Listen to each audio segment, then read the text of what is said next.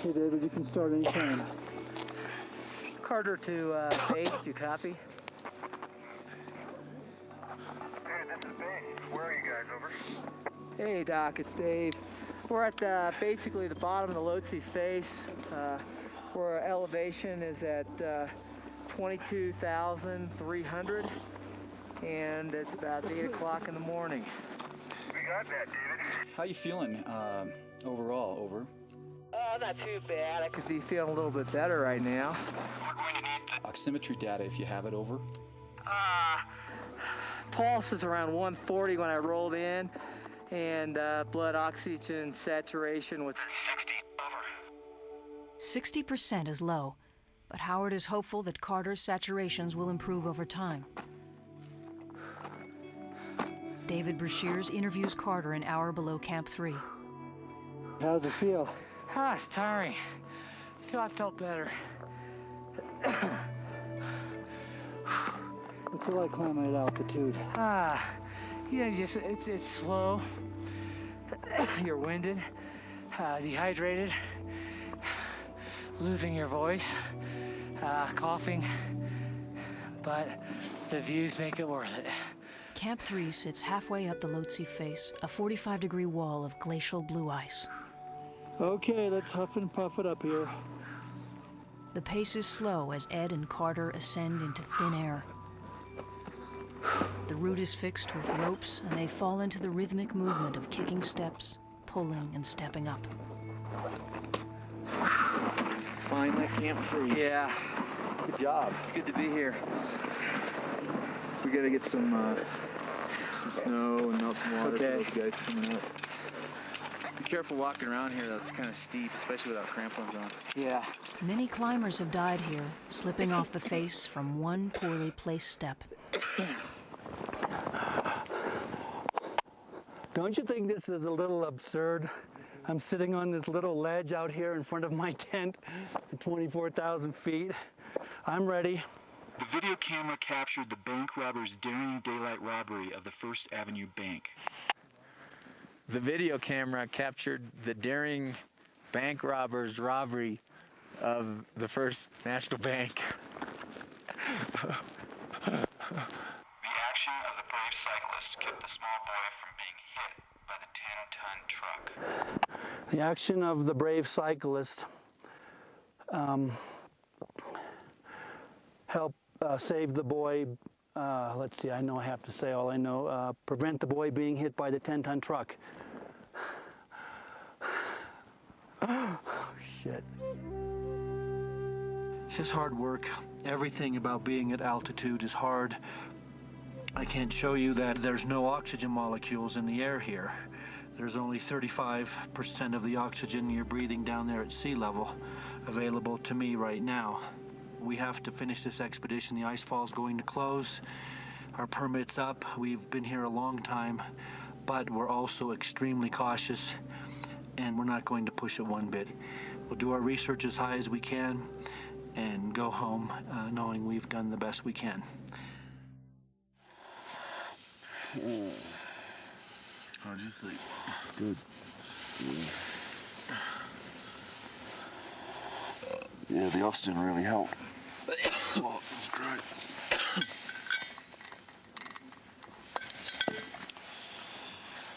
Oh, yeah.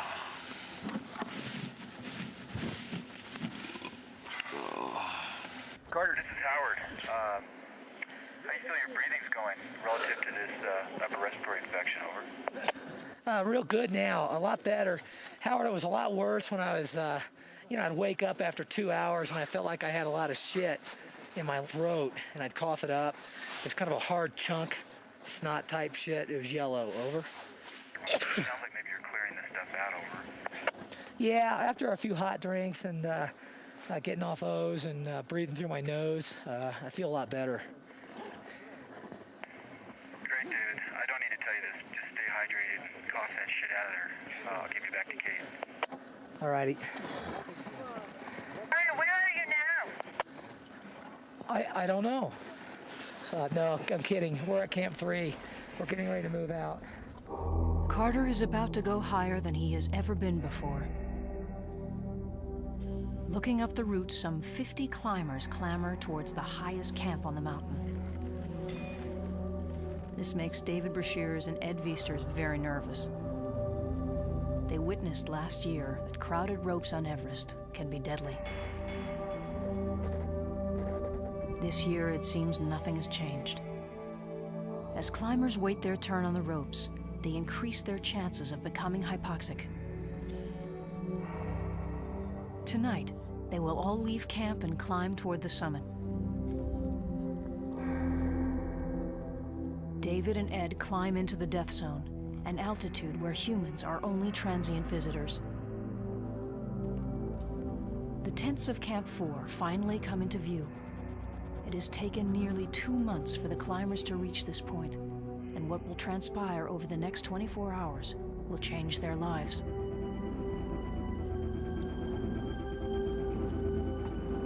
Oxygen bottles from expeditions years ago litter this wind-scoured place. Highest junkyard in the world. Anything you need, we have it. Temp poles, spare oxygen, tent stakes, and beyond, corpse. When you die at 26,000 feet, no one has the energy to carry your corpse off the mountain. The climbers are slowly deteriorating, their bodies literally consuming themselves for energy. You need the red string. Okay. Simple tasks take longer to perform, and precious energy is burned just gasping for air. While most climbers are resting, David, Ed, and Carter endure another round of psychometric tests. Old houses are more difficult to maintain, but worth the extra time And effort. Old houses are more difficult to maintain, but are worth the extra effort. I lived by the river for 20 years. and only twice before in all those years has it been this high. Ed lived by the river for 20 years, and this was the first time it had been this high. Over.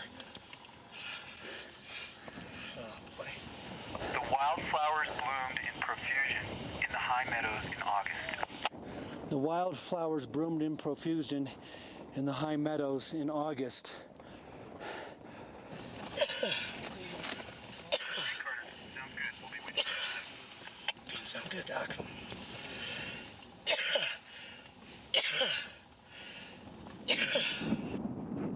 David radios Ed, who is in a nearby tent. The scene feels all too familiar. Ed? I just tuned in. What's going on? I'm having serious doubts about going up today. Something about climbing with all these people. It's got me bothered in the way that a few days last year had me bothered. What do you think? It does concern me. There's a lot of relatively inexperienced people. Hopefully nobody's going to get in trouble. If they do, of course, the more experienced people always have to help out. And then who looks after who up there, you know? How do you sort that out? Well, I don't like to be around people staggering around like that, and I don't know. I'd like to see this day just kind of sort itself out without me in it. It's a brief moment of doubt, but in the end, David decides to go up, knowing he can always turn around. 5 hours later, the climbers prepare for their departure. At this altitude, loading a pack and putting on crampons will take 2 hours. Each climber carries 2 bottles of oxygen. They leave at 10 p.m. When one considers the condition that a climber is in on the South Col on summit day, it's really amazing that they can reach the summit at all. First of all, there hasn't been sleep for usually a couple nights. There hasn't been enough to eat or drink. Even if they've been on oxygen, it's still been very uncomfortable to breathe. The mucous membranes are all dried out. There's always a sore throat. There's always a cough. There's often a headache. And it takes a tremendous amount of will to keep going under these conditions. At 5:30 in the morning and 300 feet below the summit, David calls down to Howard. We've been climbing like crazy. We're on the south summit, 28,700 feet. It's unbelievable. And you climb in the middle of the night and you're standing up there in the early morning. They sit down to rest. 10 feet in front of them lies the body of Rob Hall, one of the expedition leaders who died in 1996. David points to where Rob is buried under wind-driven snow. How far buried do you think he is? 5 feet? Could be 5 or 6 feet. Right. It's a lot. Yeah. Rest in peace. They have only 300 vertical feet to go, but 2 hours of climbing. They traverse a knife-edge ridge which drops off 8,000 feet on both sides. David climbs in front. They reach the Hillary Step, a 40-foot wall of exposed rock. This is the most technical terrain on the summit day. Climbers maneuver up the cracks and over the rocky outcrop while clipped into the fixed ropes. Carter hoists himself up. Only one climber can ascend at a time. This is where bottlenecks occur.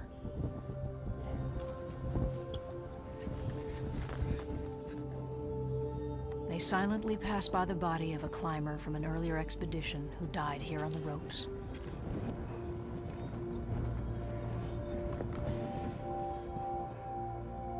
The breathing becomes unbelievably difficult. You feel like you're one huge lung. The heart rate at rest becomes higher and higher. The maximum heart rate becomes lower and lower. And as you go higher, those two get closer and closer together.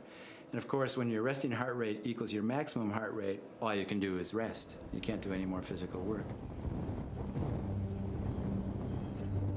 They've climbed for 9 hours. Zangbu raises the Tibetan flag on the summit. David is sitting on the top. Ed is taking the last steps up with Carter just behind. Base camp, base camp. This is David. Do you read me? David, we read you loud and clear. Where are you? Over. Howard, I'm on top of the world. We made it. I'm on the summit of Mount Everest, 29,028 feet. I'm here with David Carter, Ed Beasters. I can see everywhere. It's just so beautiful. I'm not going to be able to stay here very long. David Brashears has reached the summit of Mount Everest for the 4th time. Ed Viesters has now become the first non-Sherpa to climb Everest 5 times in return. Rob Hall's 5th summit last year was tragically his last. Carter has lost his voice and will be unable to take the world's highest psychometric tests. Mike walked around the block 3 times before he had the nerve to knock on Carol's door. Mike walked around the block 3 times before he had the nerve to walk on Carol's door. Excellent, David. Do you have any oximetry on the summit? I'm at 78, sitting on top of Everest. At 78, David's blood oxygen saturation is good for a climber breathing supplemental oxygen. Climbers consume bottled oxygen in a flow of 2 liters per minute on the summit day. With his mask off for a few minutes, David's respiratory rate increases significantly. David, what's it like climbing back in the same area that you were in last year? Over. All the bodies that were there last year were covered, but unfortunately, we did toss one body right on the fixed ropes. It only makes me question my sanity and why I've climbed this mountain again, because it is dangerous and cold. Ed takes his final psychometric test on Everest. The man who was an engineer came to the store where Alice worked to buy pastries. Who bought pastries?